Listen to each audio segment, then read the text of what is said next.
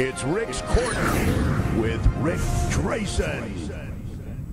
All of a sudden, here come three more. Right. Three more guys again, Yeah. almost like the same guys that left with the same MO. Want to get a job, get a girlfriend, want to be an actor. Same thing, right. And then they'd filter out and go back. And it would just be an ongoing thing, which I don't think happens too much anymore with the economy the way it is. You know? No, and also, you know, I don't think the beach has that draw anymore with all the negativity about the sun. Yeah. Over the last, let's say, 15, 20 years. Because there was no negativity back in our day, if you know, very little. No, because we didn't care. We're two walking skin cancer survivors. You know, pretty much. Right? But we did it. I mean, Jack, there wasn't a day that went by that you weren't flat in the sun on the beach. Oh, no, it was, in fact, someday, how many hours did you do? I did 4, I did 6. Yeah, that was your whole day. And the funny thing is, you know what's amazing? That we didn't lose energy from it. No. You know, a lot of people, if they come out from the East Coast, they lay on the beach, they're dead. They're finished for the day. We used to go and wrestle at night. Yeah. Go 15, 20 minutes, wrestling match, 30 minutes, it didn't matter. And be sunburned. Yeah, and also ran in the day also. That's right. Everything, yeah. And people would say, what about your job? Well, that's our job. We don't have to go punch 8 to 5.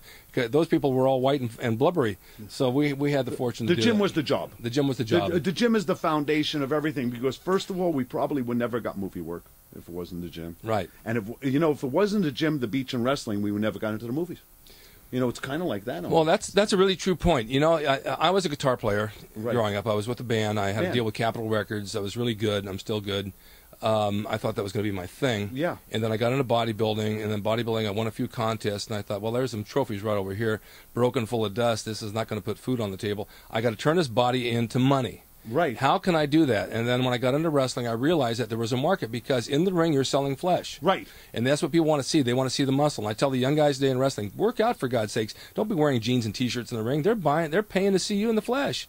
It's just what it's about. So the muscles actually made money because you turn it into wrestling, and then wrestling you're seeing on TV. Exactly. Here we were seeing on Channel 13, Channel 5, and producers and directors and people who do commercials watch that, and they say, oh, my God, I could use Rick Drasin. I could use Jack Armstrong for a film. And all of a sudden you get a call from your agent. You were seen on TV. They want to talk to you. Exactly. And that's what it was. And that's what it was. Next thing I know, we're doing a movie. Or we're doing a commercial. And then one commercial, if you get $800 for the day for SAG, ends up being $4,000 for the year in residuals. Right, because it keeps coming. It keeps coming every time they run it. And then they'll read it again. So you do 4 or 5 commercials a year, you're making some money. Yeah. And then you're wrestling at night on top of it. So you can turn the muscles into money if you do it properly. Right. Now, today, when they ask for a bodybuilder, they're asking to go, I won't even go out anymore. They ask for a guy, the 300-pounders are going out, and there's no way you're going to compete with that. No, it's a different world. And 9 times out of 10, that's not even what they want. Yeah. They'll scratch that, and they'll take a guy 190, ripped, and they say, okay, that's the guy we want. Right. It's like Hercules. They got a guy without big muscles to play Hercules. Remember Right. Kevin Sorbo. That's right. Right. So a nice build, build. athletic build, Right. and a good actor. Right. Yeah.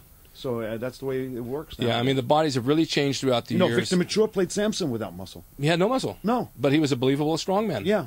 And an actor. And Charlton Heston. Charlton Heston, too. Right. Yeah. So it's just it's gone beyond with the bodybuilding today. I mean, I admire what people can do and what the extremes they had, because it's a lot of work to get like that. It's a lot of work to maintain it. It's also a lot of drugs, and it can kill you. I mean, it can really kill you. But you don't need all that in order to get to that point, because the guys back in the 70s didn't take near that amount of drugs, if any, and they still had great bodies, and they had that small waist. How many bodybuilders today can do a vacuum? Most people don't know what a vacuum is. No, in fact, they don't even know whether the guy has a rib cage or not. That's right. Yeah. The vacuum is sucking your stomach in and showing your rib cage and having abs and having your waist be about 27 inches around. Right. And people, because of the drugs, their stomachs get distended and they can't do it. Right. It's just automatic they can't. They could have abs and everything and still not be able to do it. It's still not be able to do it, right. Yeah.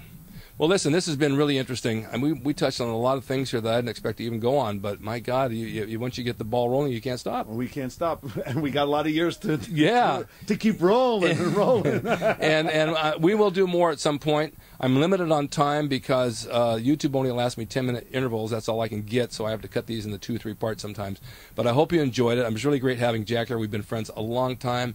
We'll probably be in the gyms till we're 105. Why not? Keep on doing it. It's a lifestyle. We have to keep on doing it. Exactly. And we'll keep on visiting our doctors. And we'll keep on visiting you, too. You too. So stay tuned to Rick's Corner, because we'll be back at you. And keep on training and keep that diet clean. And remember the old days. We're the guys that started it. It's up to you to carry it on. That's it. Take care.